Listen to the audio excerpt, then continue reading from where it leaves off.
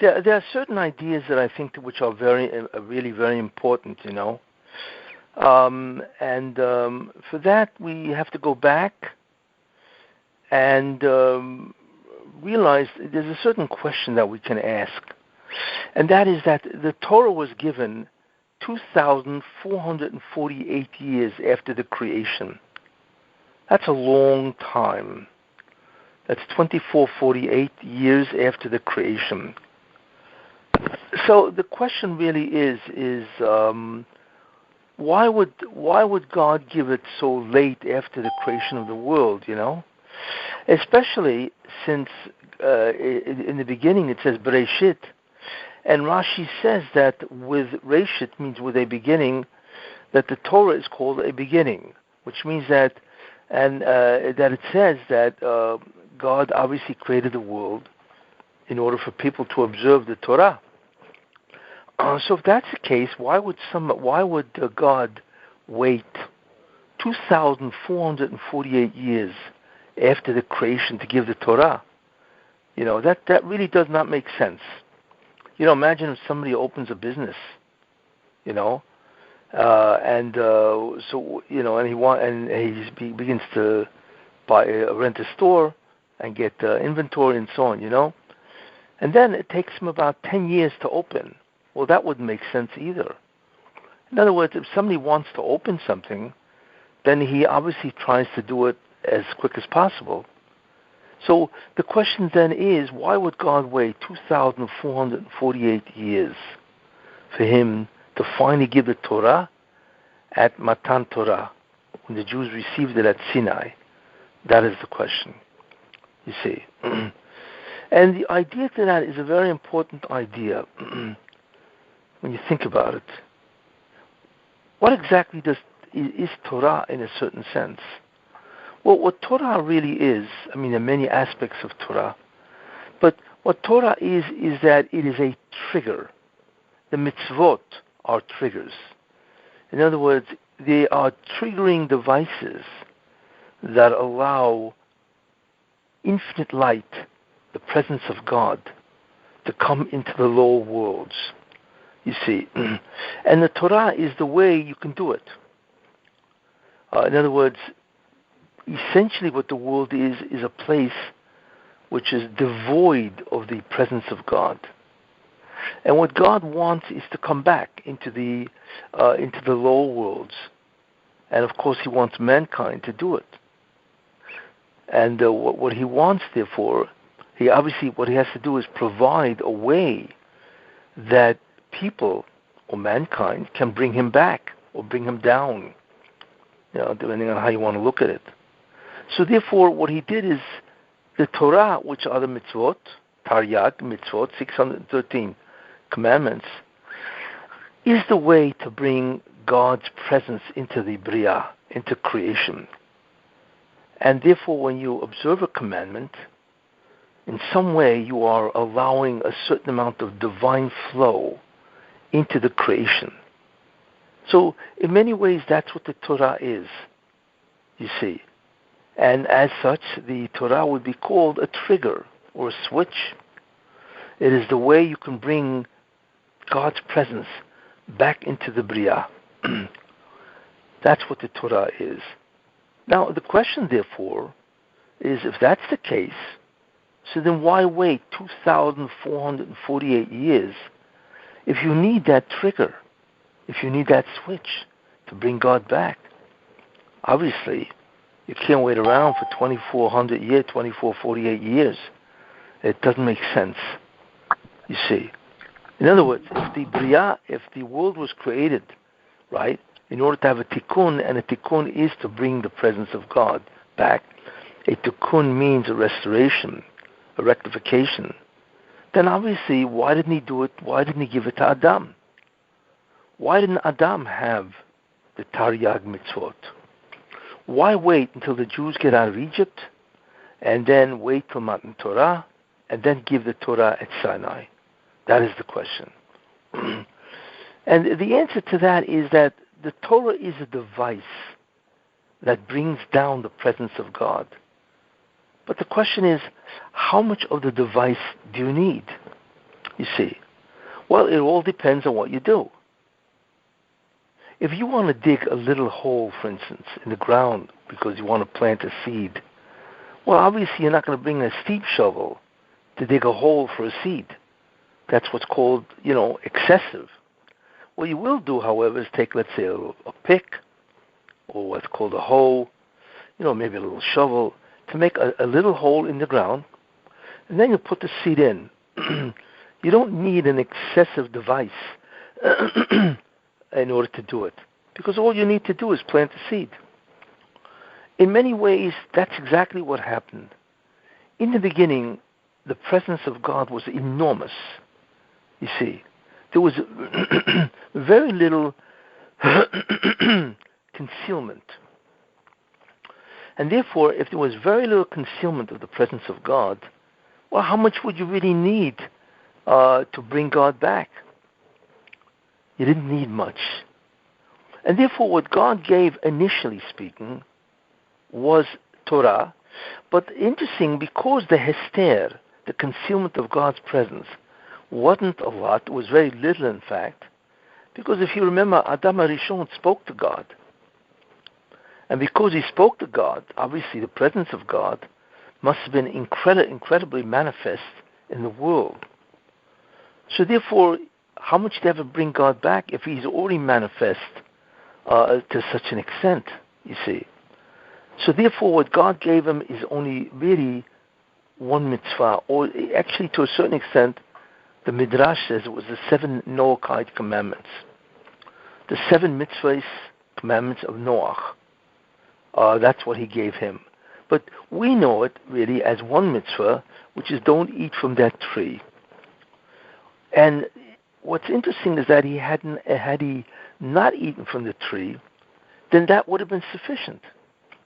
That would have been sufficient to bring God back in terms of the way God wants to come back, you see.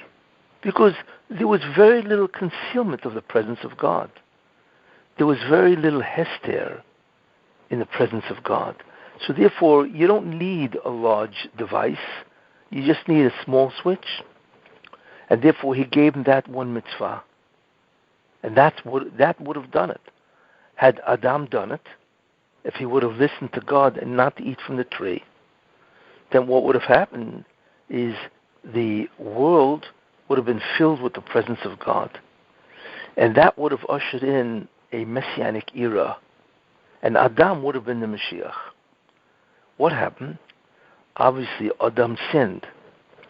So the result of sin always is that God gets away, leaves. See? It's always where God leaves or he becomes concealed. In other words, the result of sin is always hester. It is hester of the presence of God, you see. And that's really what would have happened. So therefore, because Adam sinned, the concealment of God grew worse. In fact, we see that because it's interesting. In the beginning, God's presence was enormously manifest. And Adam HaRishon realized the concept of Yichud Shlitosoi, which means that God is the supreme cause of everything, supreme mover, cause. And Adam saw that because he realized he was created on the 6th day, and obviously it was all here before him. So he knew it wasn't him. So he realized the unbelievable power of God. That's what he realized on that first day. What he didn't realize is the concept of Einod Milvadoi, that there is no other force in the world. In fact, there is no other existence really besides God. That's called Einod Milvadoi, which means that besides God there is nothing else. And that's what he realized. That's what he didn't realize. And therefore he made the mistake in thinking that maybe there's another existence, another type of being that exists independent of God. And that's what the Nachash, the snake, told him. That God told you not to eat from the tree because the tree really is the ultimate power source of God. You see, and the tree exists independent of God. Now, once Adam sinned, then God grew more distant, you see. In fact, what God told him is something very interesting. There was a series of curses that God, stated. One of them is B'ze'at apecha tochal lechem. In the sweat of your brow you will eat bread. What exactly is that? Because Adam knew that everything comes from God. So the God said, because you ate from the tree and you believed that maybe there's another power source, therefore I will allow you to live in a reality where you will think that there are many power sources. In other words, you will think that you are the reason for your parnassah, for your livelihood. And therefore you're going to have to break through that illusion. You will have to see that that is not true. You see, and that in many ways becomes the avodah. So therefore, before that, he knew that God was the only power source, the only cause. But now God concealed himself and he said, well, the only way you're going to make a living is if you go out to work. And therefore, you will fall into a false belief, the illusion that you do things and that causes you to have a livelihood. But in reality, of course, that's not true. Everything a man does, every idea that he has to make a living, doesn't make a difference. It's only there because God puts it in his mind. But since God concealed himself because of the sin of Adam, you see, so therefore he is now under the illusion that he does everything. And therefore his new avodah is that he has to break through that illusion and realize that God is the ein koyach acher, as it says. There is no other force, there is no other cause. You see? That's a very important idea. So therefore, the hester increased. That's what happened. And that was measure for measure. You see? Since you think there's another force, namely the tree, then you will subject it to that concealment of who I am. That there are other forces, which of course is false. So the avodah is that you must see that I am the only force. You see, that is the avodah. Therefore, Adam was now subjected to a greater hester. There was a much greater concealment of the divine presence. Now, if that was the case, you see, that would mean that God would have to give him a greater switch, a greater trigger. You see, he would now have to have a greater instrument in order to remove the concealment or the hester. And therefore, that's what God gave him, you see. So what he did is he increased the mitzvot, basically, to 7, which is the 7 Noachide laws. So therefore, Adam would now have a more mitzvot because the darkness got greater by his own acts. So therefore, the response to that, the din to that, is that you now need a greater device to uncover the truth. Therefore, automatically the Torah went basically from 1 mitzvah to 7. You see? So what the Torah does is the Torah conforms to the amount of darkness. That's what happens. So since Adam created a greater darkness because of his sin, therefore the Torah now has to conform to that darkness, and it has to enable man to be able to do a greater amount of believing in God. You see. Now, as time went on, of course, then it became worse. So after 2,000 years, man sinned. So in the first 10 generations, you had Noah, and the world was so bad that God decided to destroy it. The next 10 generations, same thing, and instead of destroying the world, what God did is that he decided to spread mankind throughout the entire world. So as a result of that, mankind was now spread throughout the entire world. You see. And therefore, which is interesting, is if that's the case, that means there's a greater hester. But we know if there's a greater hester, what has to happen? Then automatically the mitzvot have to increase. Because the more hester, the more concealment of God, the more the darkness is, the greater is the amount of Torah. No, it's not that Torah changes, but the necessity of more mitzvot is added because it is now required to dispel or remove much greater concealment or much greater darkness. You see, and that's what happened. So therefore, Avraham Avinu, who came after the Tower of Babel, Migdal Bavel, he now began to observe the Torah, but in the form of 613. In fact, the rabbis tell us that Avraham Avinu observed the entire Torah, but without being commanded. You see. But the question is, why would he have to observe 613 commandments? And the answer is because the darkness grew so great that you would need more commandments to bring God back. But you would not have to have it commanded. He just knew that these were the mitzvot that are very important, that each one in some way is a trigger for the Shekhinah, for the divine presence. So he observed it. You see, in fact, not only Avraham, you find Yitzchak, you find Yaakov. You know, when Yaakov is about to meet Esav, you know, so he's trying to convince Esav not to kill him. So he says, "Im Lavan Garti, I lived with Lavan." You see, and I observed the commandments or whatever. So Rashi points out that Garti, Im Lavan Garti, I have lived with Lavan. Garti is the word I have lived. Garti is the same letters as Taryag. 613, that's the numerical value of the word Taryag. But what that means, which is interesting, is that means if it's 613, Taryag, exactly, that means that Yaakov also observed the 613 commandments. You see, why? Because darkness grew. As mankind sinned more and more, darkness grew. But you didn't have to observe the commandments in the form of being commanded, because they were not commanded. This was before the Torah. All you had to do was, to realize that there are many types of triggers that will bring in divine light.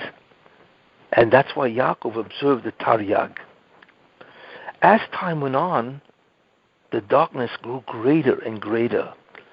The nations of the world really were steeped in Avodah Zarah. They were tremendously steeped in idol worship and all kinds of immorality, and they were immoral and so on. So therefore, that would mean that if the Jews now, who are now assigned to the Tikkun, they would have to have a Torah, which is 613, but that 613 mitzvot would have to be commanded. You see. Now, what's interesting is that if you do a mitzvah because you are commanded to do, it is greater than if you do a mitzvah without it being commanded. You see. And that's an interesting concept. Why would that be? And the idea is that something which you are not commanded to do, then there's no what's called Yetzer Hara. There's no desire not to do it. You see? You're not commanded to do it. If you want, you can do it. If you don't want, you don't do it. But as soon as somebody says you must do something, immediately the person begins to think, well, wait a minute, who is he? Who is he to tell me what to do? I am also somebody, you see? So what a command does, it automatically raises your desire not to do it. Therefore, if you overcome that desire, you get a greater mitzvah, you see. In fact, there's one of the sages, one of the Amoraim in the Gemara says, his name was Rabbi Yosef, and he was blind. And the idea is that a blind man, in many ways, is exempt from all the mitzvot because he can't see.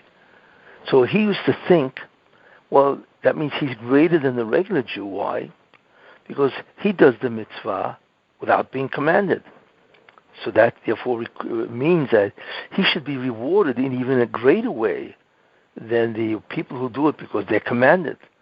Look, they're commanded, so that's why they do it. But I do it because I believe in it, even if I'm not commanded. But then there was somebody who did a drasha, and he said, no, it's much greater to do a mitzvah if you are commanded than if you are not commanded. Why? Like I just said. Because what bothers a person is when he's ordered to do something, no matter what it is. You see. So when a person is ordered to observe a commandment, a mitzvah, there's a much greater evil inclination to rebel and to say, no, I don't want to do this. Therefore, a person has to fight that much more than if the mitzvah was not commanded.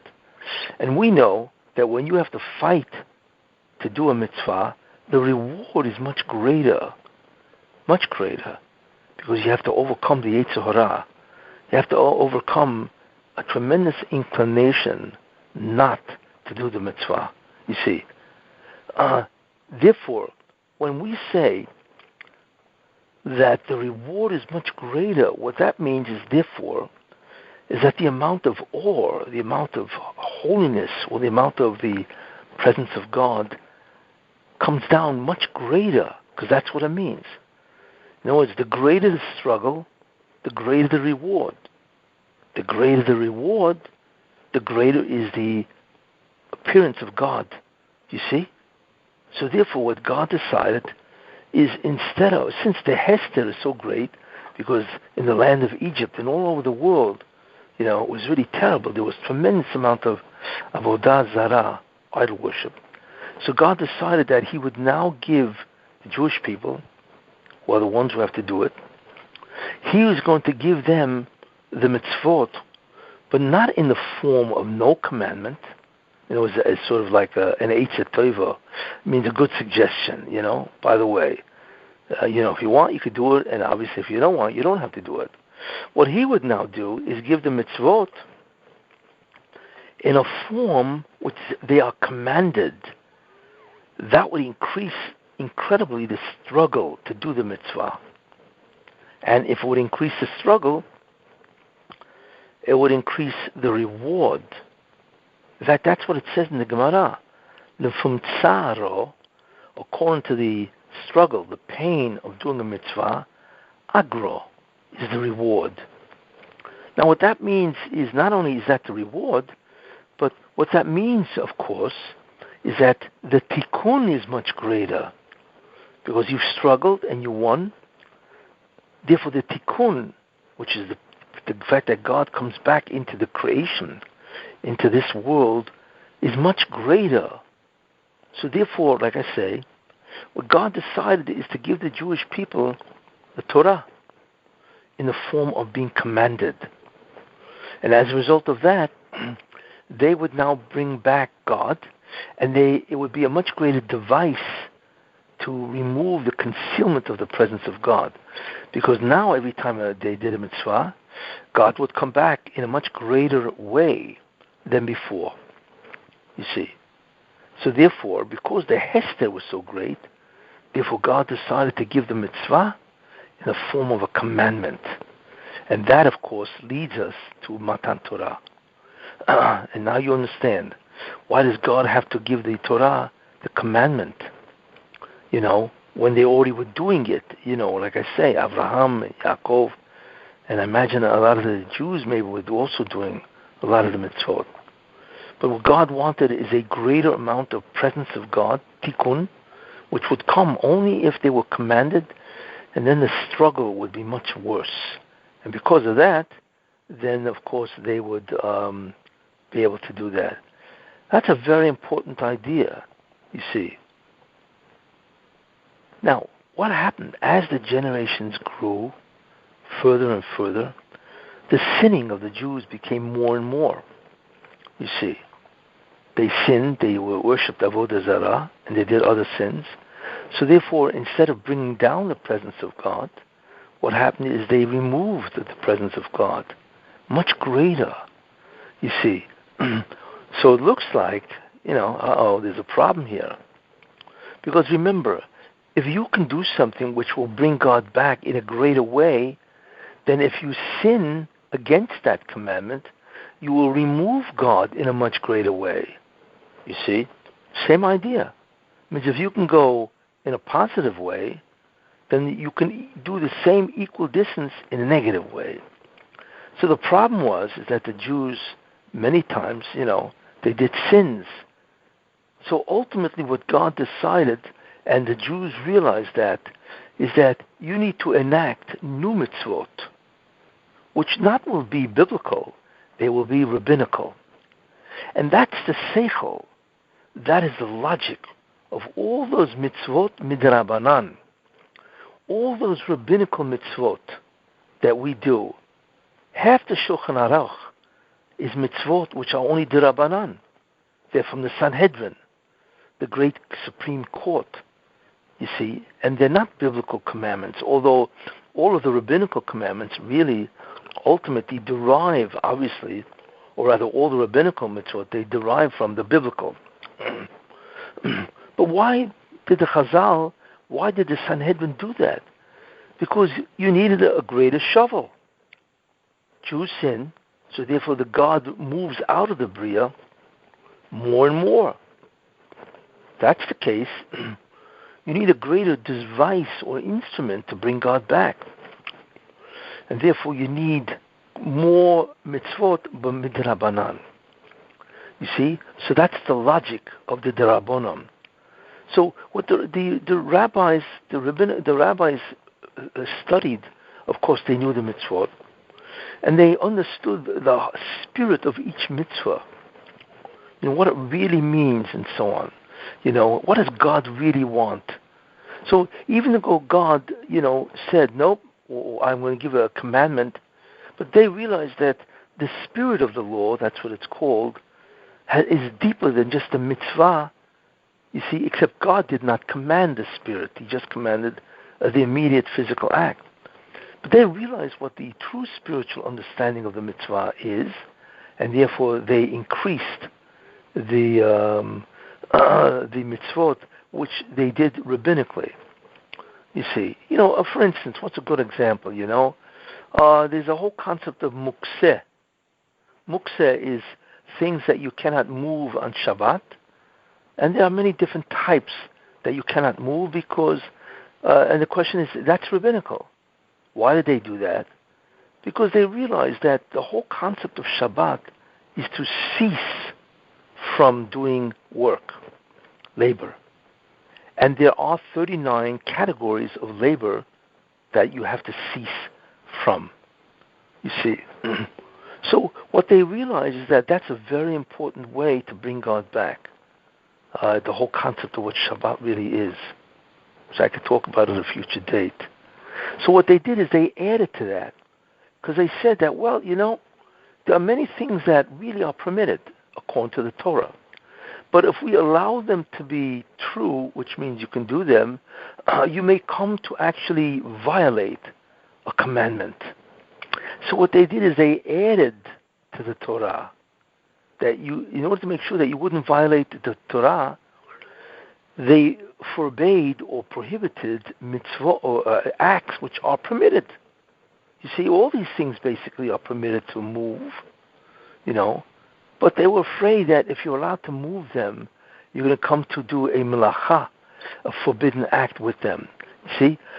So therefore they increased the amount of mitzvot. So now there are many things that you cannot even move besides doing a melacha. You cannot even move it. So the struggle that you have now, in order not to move it, you see, is now a tikkun. Will bring down the or, the kedusha, the divine presence, in a much greater way. You see, and therefore the Chazal studied each commandment, and whenever they the biblical commandment, Taryag Mitzvot, and wherever they felt that it was necessary, right, to bring down more or, you see, they would add it. So now the struggle becomes compounded. Because not only do you have to have struggle not to do an avera, a violation, avera, a sin, you now have to struggle, to avoid being involved in something that really is permitted, but may lead you to become an Avera. You see. And therefore, you are now struggling with much more than 613 commandments. You are struggling with all the rabbinical decrees, and therefore your access or your ability to bring down the divine light, the presence of God, which of course is the Shekhinah, is much greater. And the reason for this is because of the Hester. Because the more Jews sin, the greater is the Hester. Well, the greater the Hester, then we have to increase the power of the trigger to bring it down. You see? That's the way it works. Now, what's interesting is that's the rabbinical addition to the Taryag mitzvot. But as generations sinned more and more, you see, then there became a necessity to add certain ideas even to the rabbinicals. And what is that? That is called Minhag, custom, traditions. And what happened is that each community has their own customs. You see, for instance, you have the Sephardim. They have their own customs, and among the Sephardim themselves, you have different groups of Sephardim. You have Syrian customs. You probably have Moroccan customs. You have Italian customs, Egyptian customs, and so on. So what happened is each community added, not commandments, but they added restrictions or things that you have to do in order to increase the ability to do the tikkun. For instance, the Ashkenazim, you're not allowed to eat grain, the 5 grains, right? Wheat, barley, rye, oats, and spelt. Obviously, you cannot eat them on Pesach. You cannot make matzah from.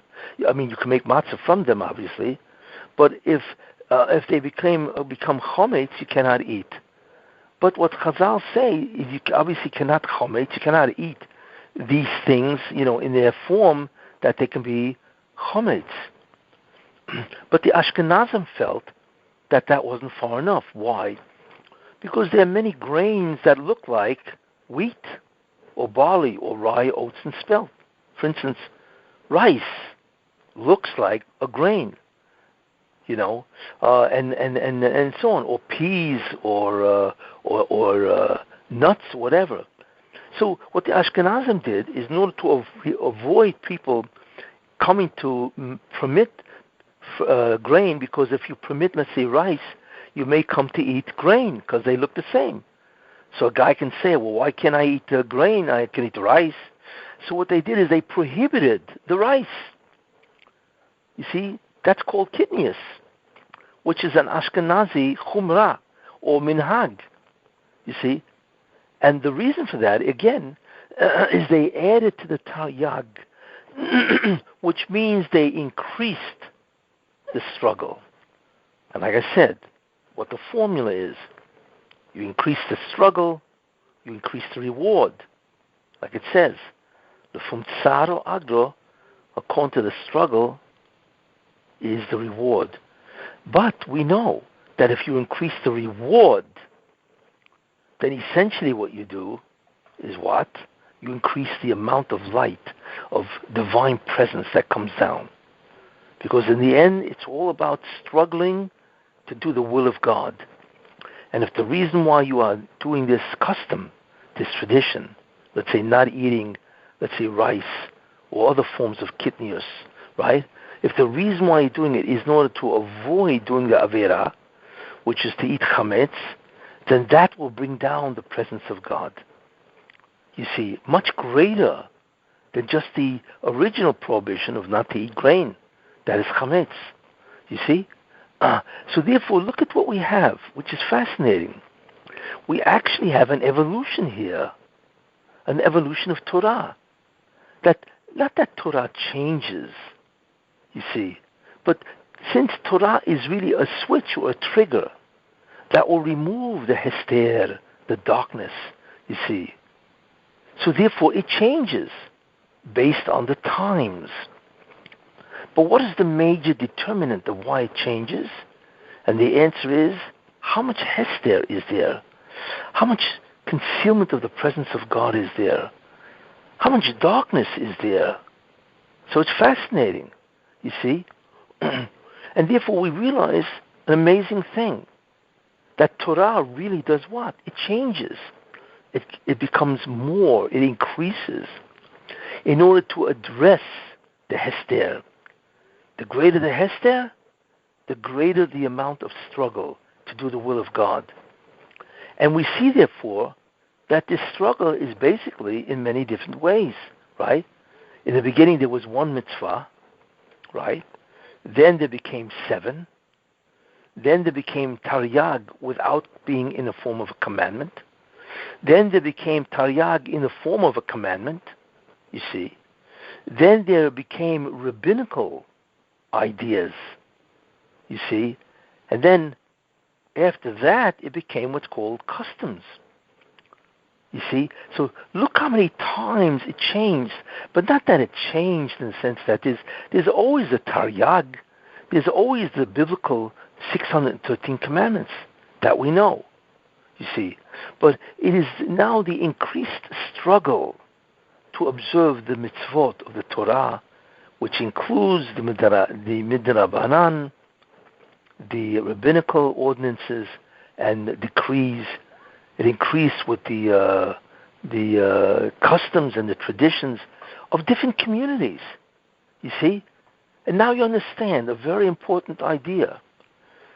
You see, when I ask the question, wait a minute, why would God wait 2,448 years after the creation to give the Torah, if the only device to bring God back is to do the will of God through the Torah? So why would he wait almost 1/3 of the history of the world? Actually, it's more than 1/3 of the history of the world, which will be 6,000 years. And the answer to that is he didn't. Adam Rishon had the Torah, but it was in the form of one commandment. That is the Torah. The Torah is God issues a command, right? And you have to struggle to do that command. You see? That is the Torah. Now, how many mitzvot there are depends on how much concealment of God there is. How much concealment of God there is all depends on what? It depends on the sin, the sins. How many times do you violate this? You see?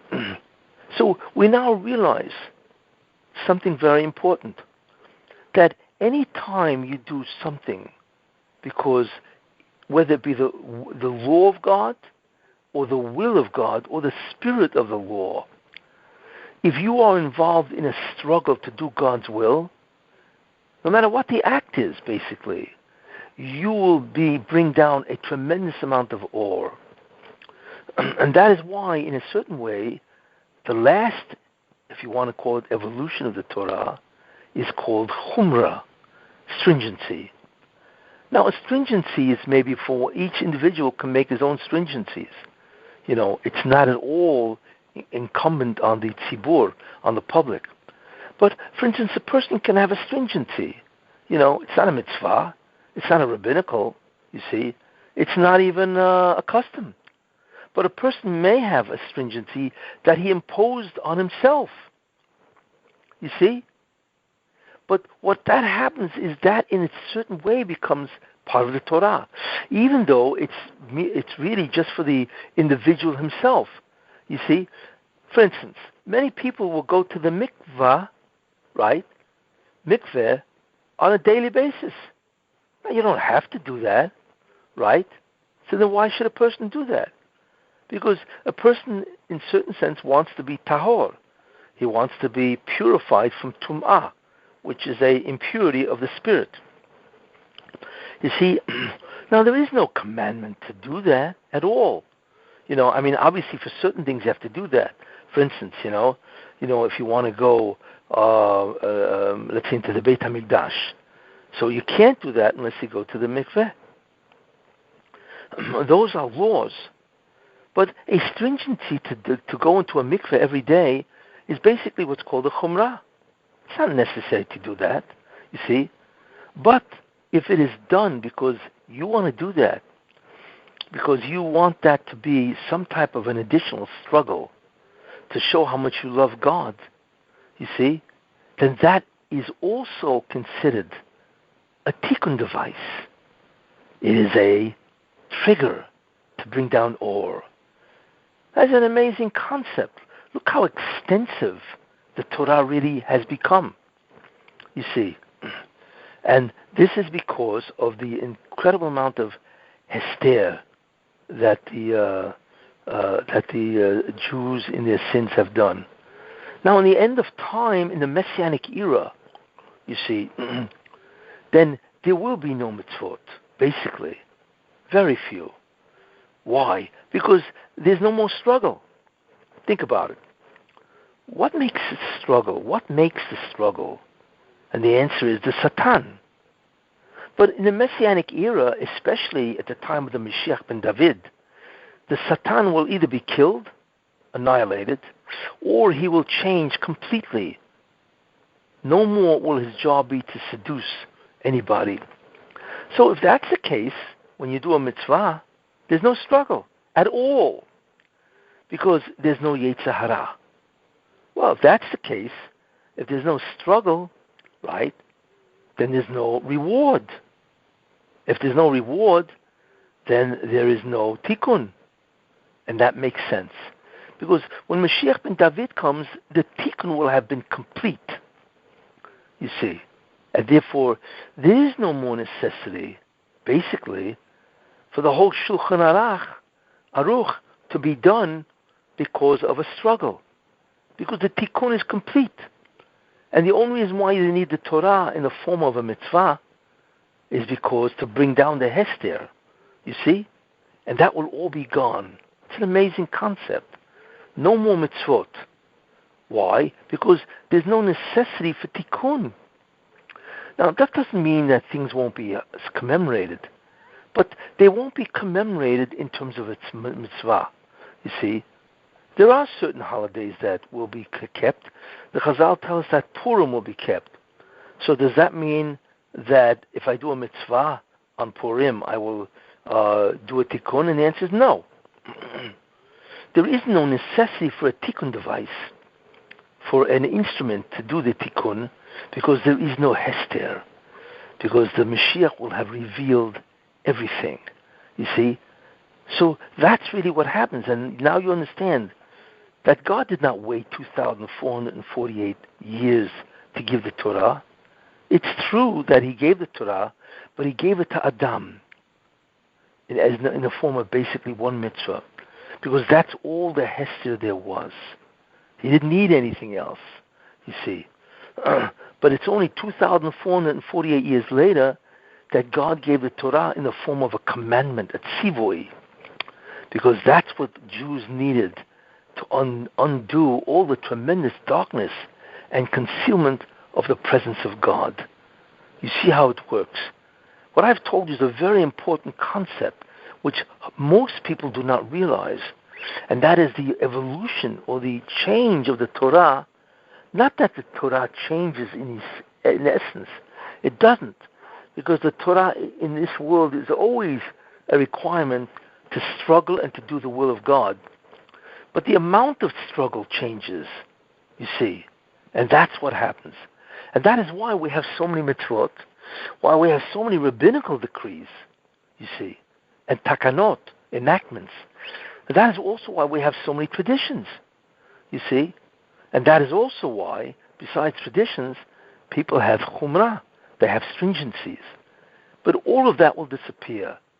That means that in the end of time, there are no more Sfardim, there are no more Ashkenazim, you see. And there are no more Italians, because they also have a different Minhag and so on. It's all the same. We're all Jews. Olam Haba is not a place where you have Sfardim and Ashkenazim. There's no such thing. It's all one thing. A Jew is a Jew, no matter what he was when he was alive. You see? That's a very important idea. And by the way, which is I wanted to talk about why there are Sephardim and Ashkenazim. In the end of time, one of the reasons you now understand something very important. Why is it you find that Sephardim are intermarrying, I hate to use that word, with Ashkenazim? Or Ashkenazim are intermarrying with Sephardim? You know, people now will mishadech, will marry off their kids to a Sfard or an Ashkenaz. You see, why? What's happening? And the answer to that is because as we get closer to the Messianic era, there's basically no need for there to be different people. I mean, right now there still is a need, but it's much less so, you see. And that is one of the reasons, historically or culturally, whatever, why Ashkenazim and Sephardim marry each other, you see, which is interesting. But anyway, this is very important. The concept of what the Torah really is, the concept of the growth of the Torah, the concept that Adam HaRishon had Torah, but in the form of one mitzvah, because he didn't need it in any other form, you see. And that's a very important idea. You now understand that all of it is Torah, you see. And each one requires a struggle, and each one, right, will bring down an incredible amount of awe, even if it's not a biblical commandment, even a rabbinical, and basically even a minhag, a halacha or custom that is, issued by the community. All of this is in many ways critical to ultimately do the entire tikkun. You see, very important idea that we have now explored and you now understand. And what will be also in the Messianic era, the difference between now and then, and why in the Messianic era there basically are no mitzvot. Not that they won't be performed, but there is no struggle in any way to do them, you see. Okay, any questions? Rabbi, I have one. Good. It's Elise Tabelli. So hi. Many times you discussed this before in previous classes, and you said that there was, you always said you were going to do, you probably did do, you probably missed that day, that the tikkun of the Ashkenazim and the Sephardim are different, and you mentioned that's why the Holocaust was specifically for the Ashkenazim more than the Sephardim, because they had a different tikkun. Yes. I heard you say you had a class for that, and I never got that one. So, well, guess what? I would like to give that class next week because it flows from what I said. Why are there Sephardim and Ashkenazim? Good. I'm glad. You know. Okay. So ready for next week. I said I knew that was the question. I've always heard you discussed it, that we were always going to do that. I probably did the class, and then maybe I missed that one. Okay. But I remember. Thank God I remember. Yeah, that's good. That's great. Sure. Okay, so I'm glad I'm finally going to get that answer. I've been waiting years. What was that? Our tikkunim are merging. The Sephardim and the Ashkenazim are merging their tikkunim when Mashiach comes. Well, the tikkun. Well, that's an interesting question. The tikkun is basically underlying is the same. Is to bring God back.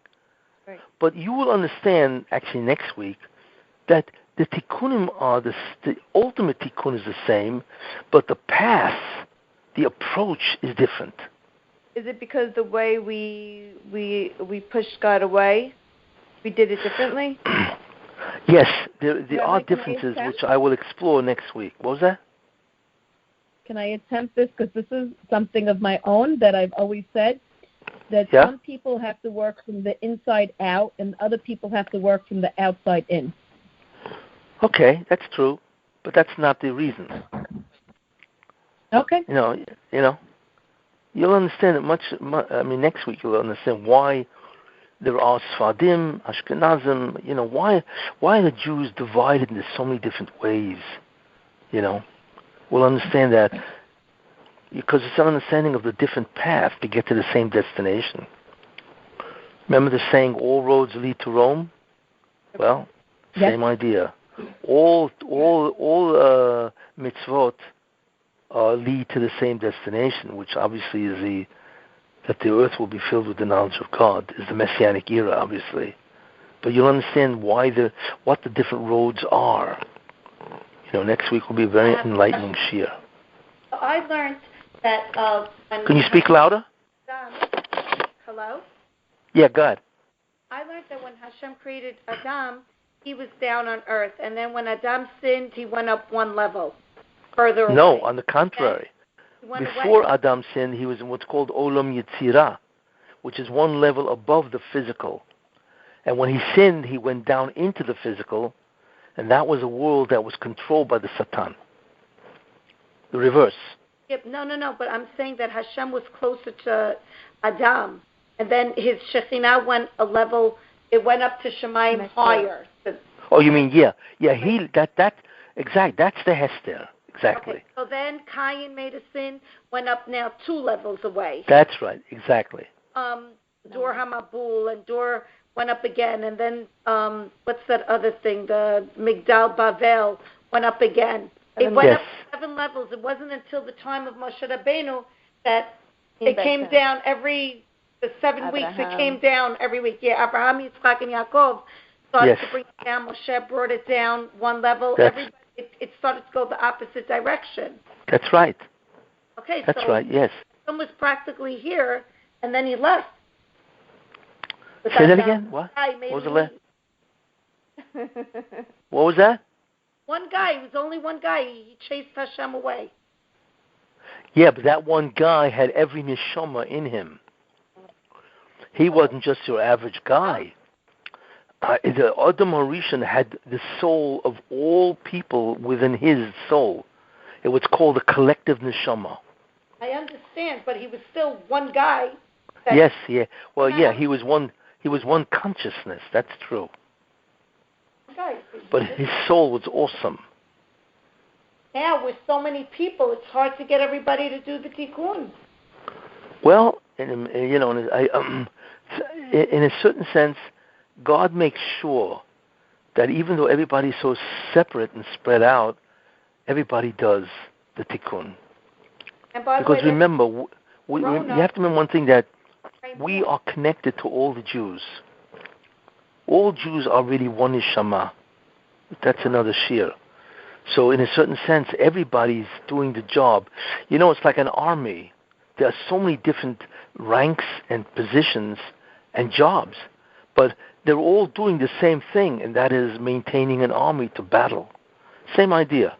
All the Jews, even though they're spread all over the world, which they are, and they're different peoples, and they have different minhagim and all that, in the end, we're all connected at a basic level, and we're all doing the tikkun, you see. Rabbi, I have a question. Yeah. 2 questions. One, is Mashiach ben Yosef living in Israel? Is he living in Israel now? Is he in Israel, or is he in Israel, or is he outside in the Galut? Like, is he out of it? Or no, I'll tell you. Because you see from the Gemara, Eliyahu met certain people. Chazal, certain, I think it was Rabbi Shua ben Levi. He met Eliyahu, and he asked him, when is Mashiach coming? So Eliyahu said to him, well, why don't you go and ask him? And this was Pischei Roimi, at the gates of Rome. So you see that he was not in Israel. He was outside. Why? Because he's destined to overthrow Rome. So the Mashiach is born, and he even lives in the nation that he will overthrow in the end. You see. So therefore, we know, that he will overthrow Edom, which is Rome. You see, which is now, today, the United States. So if you really want to think about it, the Mashiach ben Yosef, whoever he is, probably lives in the United States. In fact, and maybe, in New York, who knows? That's where he lives.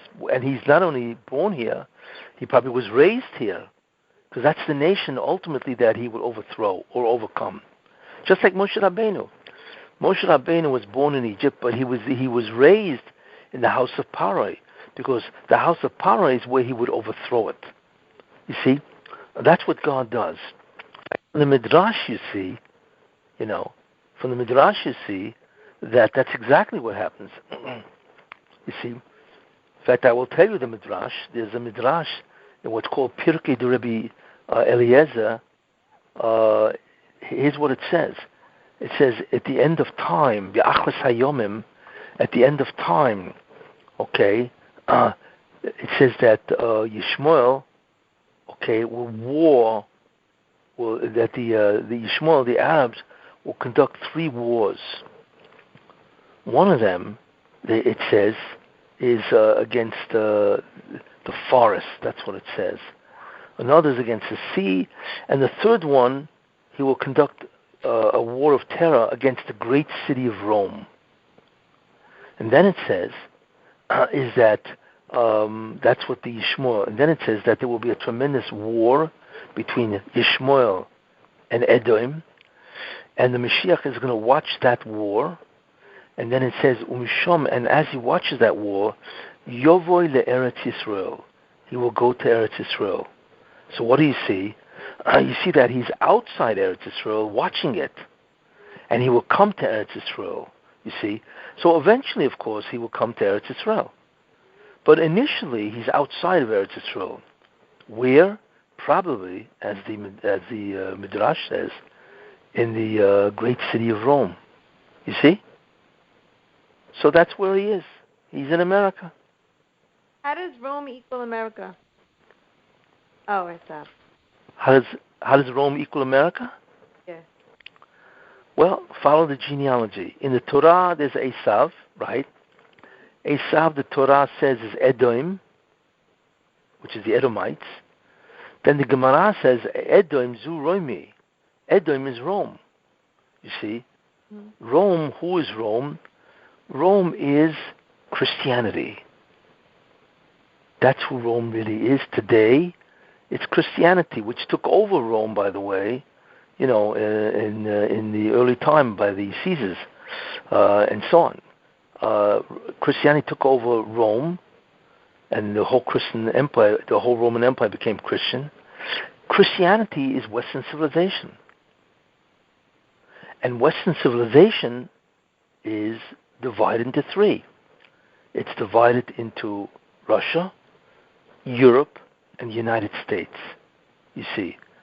See, the United States is really the good part of Esav.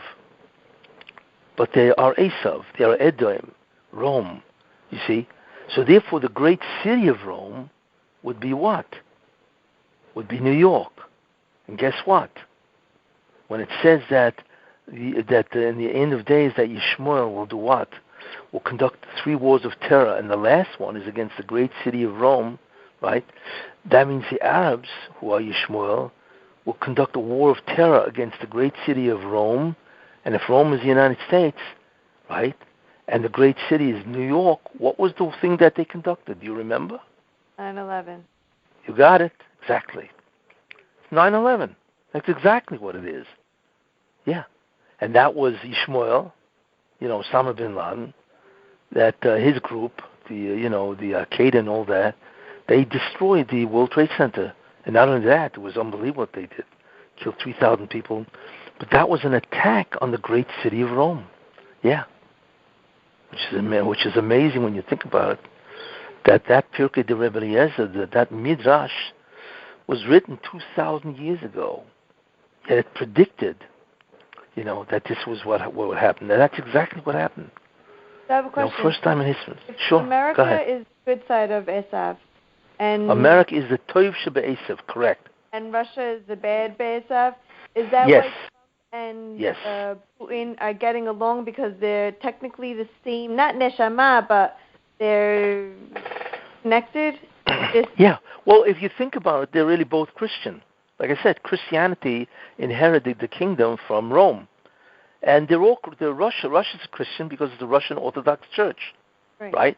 Europe obviously is Christian, it's Roman Catholic and all that. And America is Protestant, which is Christian.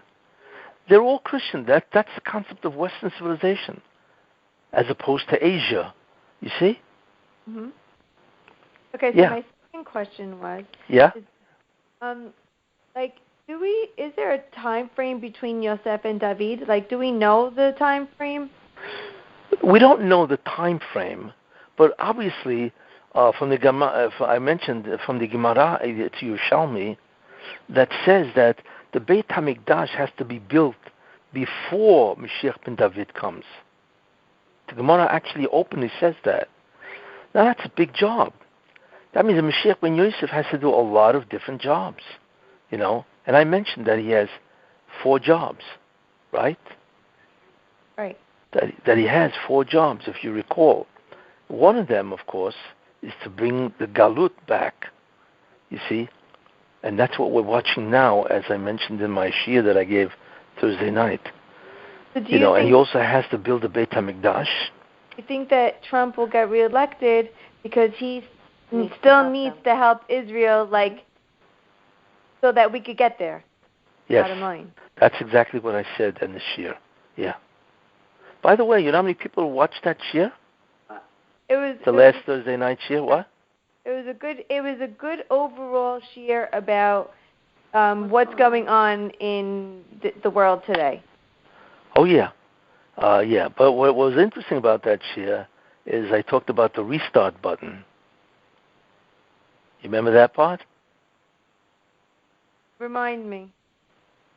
Well, there was the concept of the Mabul, and God decided to restart mankind. So he killed it. He flooded the world. And he restarted it because he realized that mankind will not change. And I said also that God now sees there's a tremendous amount of immorality that will not change. So God pressed the restart button again. And what is that? The restart button is the redemption itself. And it's starting. That's why you see this, and you just listen to the Shiur again, You see the incredible things happening that never happened before. I mean, Trump is the most reviled, hated president in American history, They don't acknowledge a single thing that he does. Not only that, he has done unbelievable things, probably more than any other president before him, and it's never acknowledged. If anything, it's denied. And it shows you how much they hate him because they're willing to put a guy who's obviously senile to be the president. How could you do that? How can a man like this run the country? In fact, I just heard something very interesting, that they found the communique of Osama bin Laden. Okay? And you know what he said? Listen to this.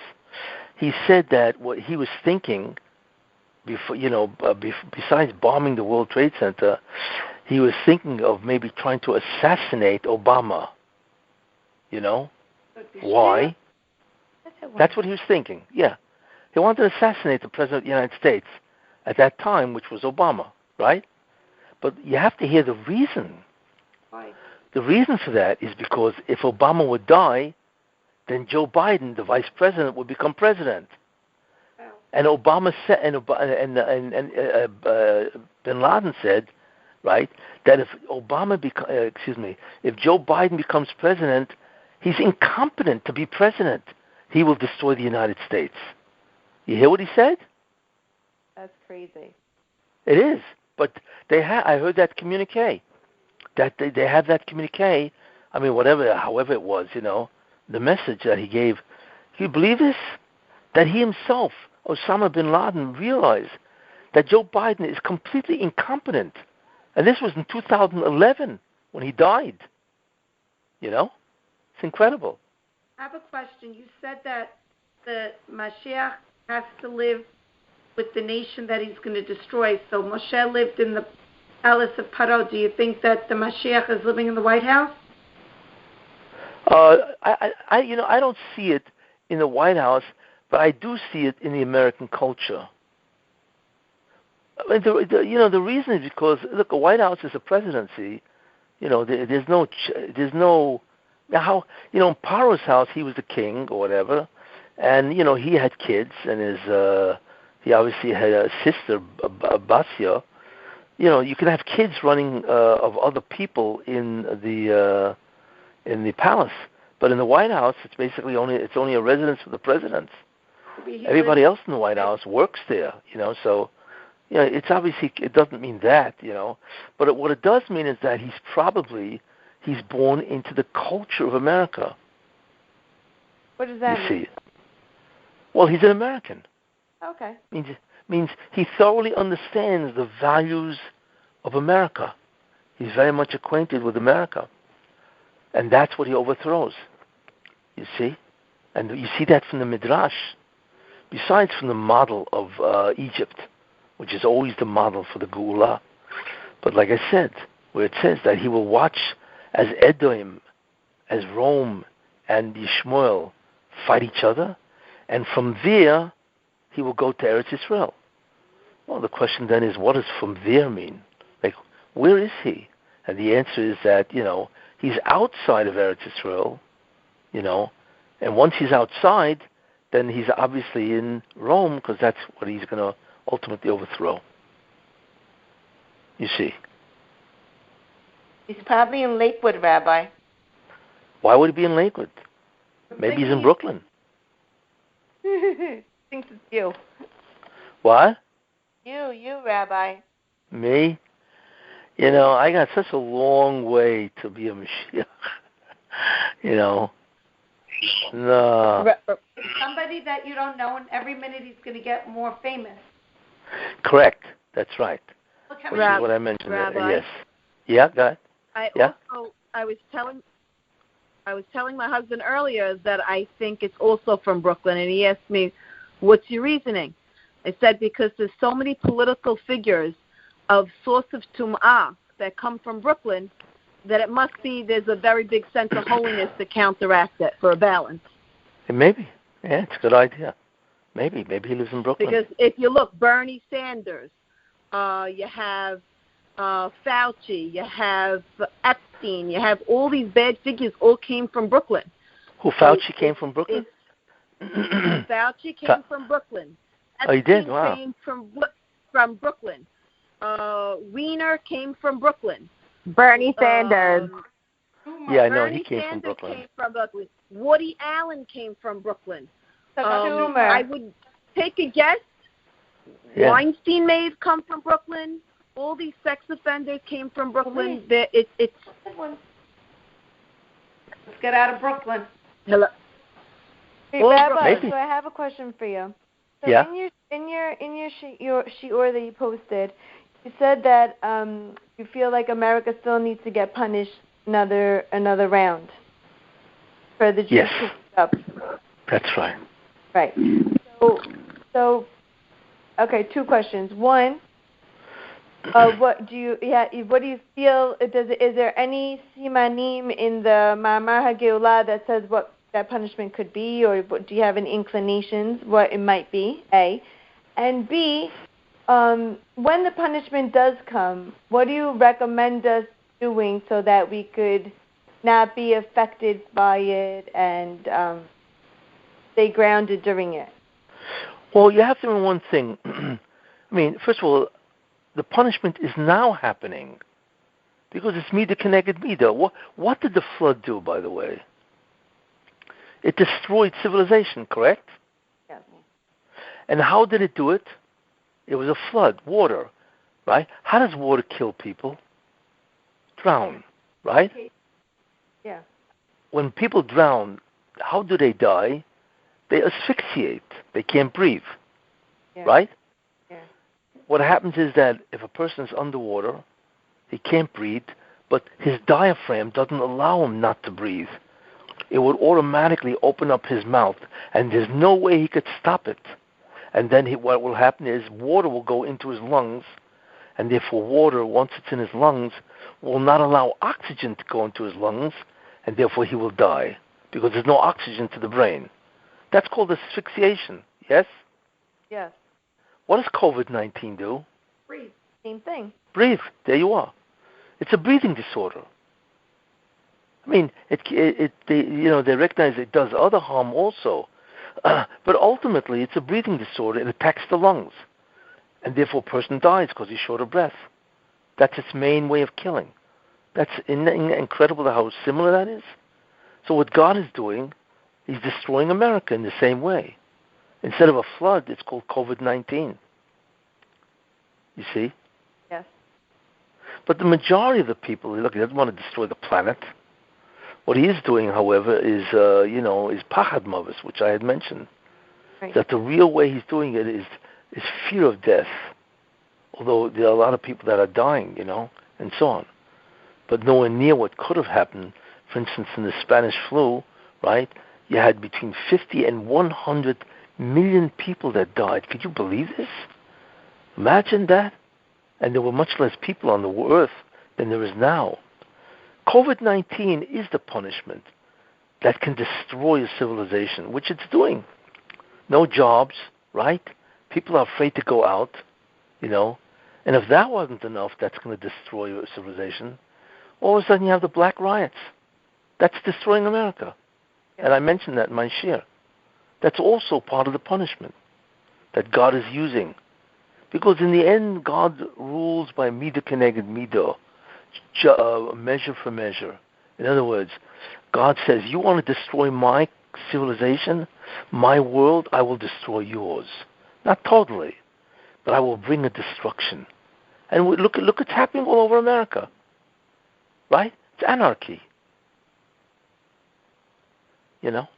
So really, that is you are watching the punishment of America and really the entire world. You see. So we are in the punishment. You see. We're in the punishment. Okay, so then. Correct. So just to counteract it, or to keep yourself grounded with this.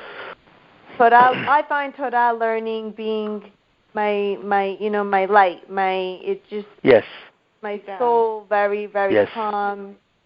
So, like that, is that what Hashem really wants of us? Yes, the best way to protect yourself, right, is do not speak lashon hara, because that will invite a kitrug. You don't want to do that. So be very careful how you speak about other people. In fact, it's even better not to speak about other people, And the second thing, of course, is to become more spiritual. That's and those are the best ways, to really bring the spirituality, in the world, just cling greater to Judaism, And also a big issue is also, I believe, tzniut, modesty. I think it's very important for, especially women, because that's the main issue, is for women to dress modestly. Very important. I found that when I used to give shiurim to the Sfardim, to the Syrians for many years, in all the classes that I gave, I found many times, not everybody, but women would come in, really with immodest dress. It wasn't so much the revealing part, but they walked in with very tight garments. And I found that, unfortunately, to be a lot, so that is a very important idea, to dress modestly. You can be stylish, that's fine, but it has to be modest, That's what I found. So I think that's also very important, Because immodesty is one of the it's called prichus or pritzut. That was one of the things, and that's amoral. That was one of the things in the Mabul. People were incredibly amoral, And pritzut is an immorality. So it would be very important to be very careful in that area. You see? Yes.